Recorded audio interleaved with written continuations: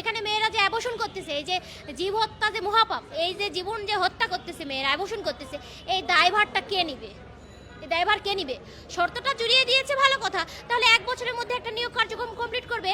প্রতিবার সার্কুলার দিচ্ছে, 17 সালে একটা সার্কুলার দিল, ওইটাতে আমি অ্যাপ্লাই করেছি, ওটা 20 সালের শেষে এসে কমপ্লিট করলো। 20-এ একটা সার্কুলার দিয়েছে, এখন 24 সাল শেষ, 5 বছর হচ্ছে, কমপ্লিট করে না। তাহলে এই অধিদপ্তর আসলে চাচ্ছে কি? এটা কি নিয়োগ বিজ্ঞপ্তি নাকি হয়রানি বিজ্ঞপ্তি? আমার ব্যক্তিগত অভিযোগ, এরা যদি এরকম সময় মানে বছরের পর বছর নষ্ট করে মেয়েদেরকে নিয়ে খেলা করে, তাহলে হয় এই সার্কুলার বন্ধ করে দিক, আর যদি সার্কুলার দেয় তাহলে সার্কুলার সুষ্ঠু সুন্দরভাবে যাতে কমপ্লিট করে।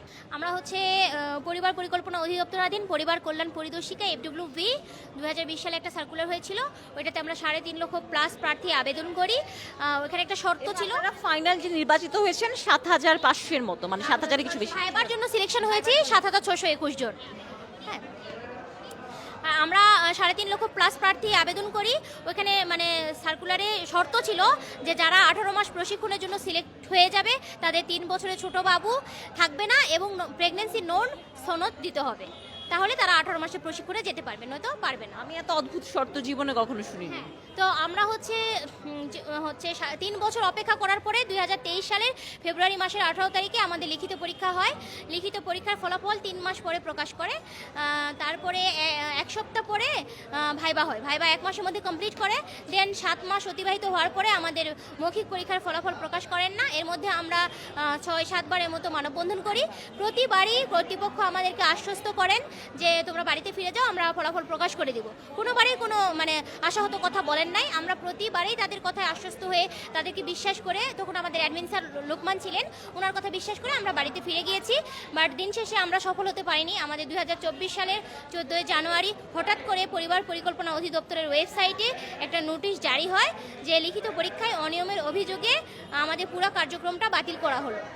হ্যাঁ, তারপর আমরা এসে প্রেস ক্লাবে একটা সংবাদ সম্মেলন করি, কিন্তু যেহেতু এটা অধিদপ্তর থেকে বাতিল করে দিয়েছে, সেখানে আর সংবাদ সম্মেলন বা আন্দোলন কোনো কিছু কাজে আসবে না। আমরা ওই মুহূর্তে হাইকোর্টে গিয়ে একটা রিট দায়ের করি, 919 নম্বর আমাদের রিট। আমাদের জাস্টিস ছিলেন কাজী জিনাত হক আর নাইমা হায়দার, ওনারা আমাদের মানে পক্ষে রুল জারি করে বা একটা প্রাথমিক পর্যায়ে রায় হয় যে অধিদপ্তর চাইলে যে কোনো মুহূর্তে রেজাল্ট প্রকাশ করতে পারে বা রেজাল্ট প্রকাশে বাধা থাকলো না।